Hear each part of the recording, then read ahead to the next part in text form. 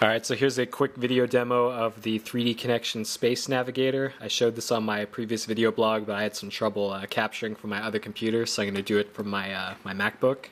So this is a 6-axis input device. This is Google Earth loaded up here. So if I move the device left, pan left, right, pushing down and pulling up will do zoom. So pushing straight down will zoom in. Pulling up will zoom out, and then you can twist it to rotate. I have the speed turned up. There's a lot of different speed settings for this, but I find that a fast speed works well for this device. So here's Google Earth. This is where I'm from, San Diego. When people say San Diego, they think more of this downtown area here, but I'm actually north of San Diego, up here in this area called Rancho Penasquitos. So I actually live right over here. I worked at this Albertsons for a little bit. I went to high school right here. And to show some of the other tilt stuff you can do, you can tilt up like this. So there's Black Mountain, the mountain I live around. And you can also tilt in this view, pull up again for a bit of zoom out. And here's the ocean, so I'm not too far from the ocean. There's the 52 highway that you take, or 56 highway rather, to get there. And then from my house in center of the frame, if you go up here to San Marcos, I'm not sure I can actually see it here, but I go to school at Palomar College. I think, yeah, here it is, right here. This is where I go to school currently. Actually, the room is right there. Here's the gigantic parking lot that's pretty much as big as campus, and this is completely filled with cars during the day. So that's a big reason why I dropped my my day class and just kept the game design class up at night. So that's Palomar College, and I don't have any 3D apps installed on my MacBook because I don't generally use it for 3D design. So that's the only thing I'm going to show that uses this. But it's been really handy for using like 3D Studio Max and a little bit in Blender. It makes navigating 3D worlds really easy. This is the cheapest model, so if you do 3D stuff, then this is definitely worth a look if you have, especially if you have a student discount.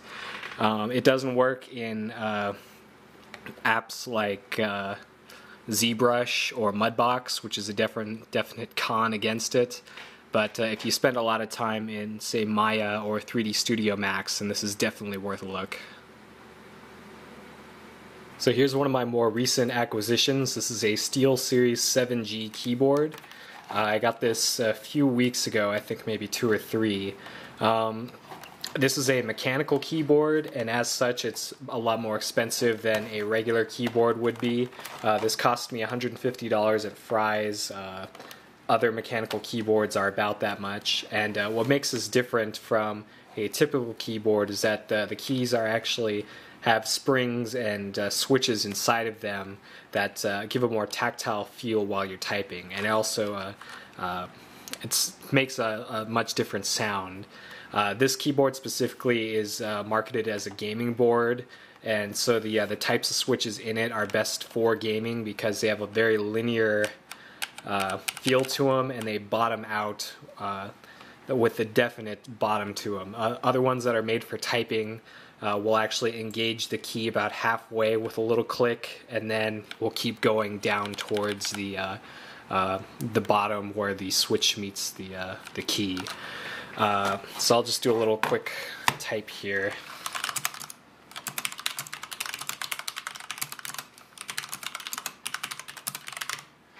So that's what that sounds like. For comparison, here's my old Cytec Eclipse.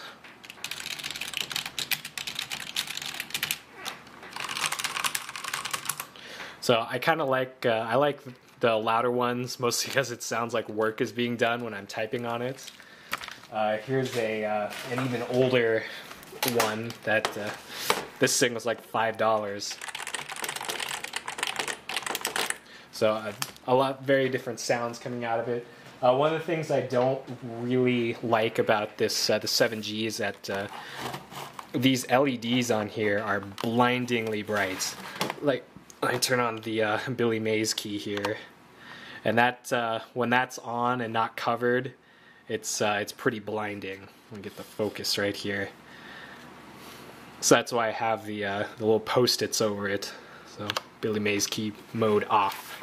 On the back of the keyboard, we have 2 USB ports, a mic port, and a headphone port. I don't use it because I already have a big thing on there.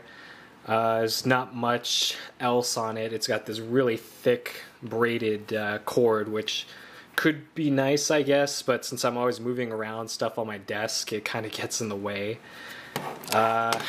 It also comes with a really big armrest that goes on the front of it, but if I put it on my desk, it'd mean I'd have to have the keyboard over here, and I don't usually like typing like that, and plus I usually have my laptop in front of it. So I usually keep the keyboard here without the stand. But overall, I'd say I'm happy with the purchase. I guess if I'm going to be doing any more typing, I may look into getting a different one. But if I'm playing like Call of Duty Modern Warfare 2 on PC, I've noticed that it does register my commands a bit more consistently than with my other keyboard, and typing on it is certainly a lot better than with my other ones, though I do kind of like the Apple style keyboards too. But if you're interested in high quality keyboards without any of the flashy crap on the top, then give a mechanical keyboard a look. You may be surprised. Alright, so here's another recent purchase for me. This is a USB video card.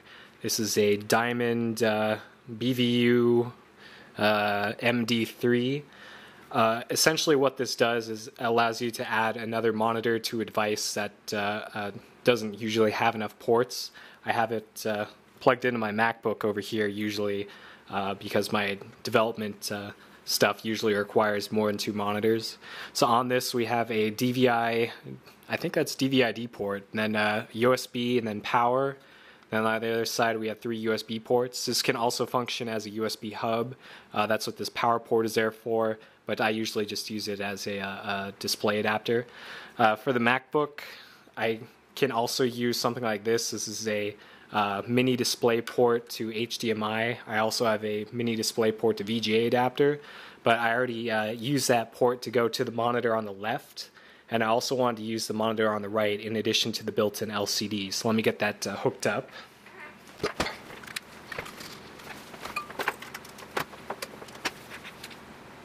There's 2 monitors. Then plug in the USB. Switch this to the other input once the green light comes on. We also see these turn blue again.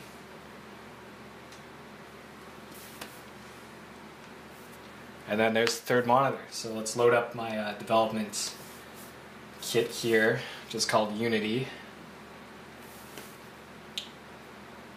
And then once that loads up, you'll see how I do my development. There's a new version out. Huh. I guess the final version's coming up. That's very excited. I'm very excited. The final version is out. So here's the main screen for all the stuff. This is the game output. This is exactly what gets put out to the screen. Here's the console with all the debug stuff. If I am making a script, I load it down here in the script editor, and then I usually have like a Firefox window over here for checking documentation. And the 3rd screen through the USB is a little bit choppy.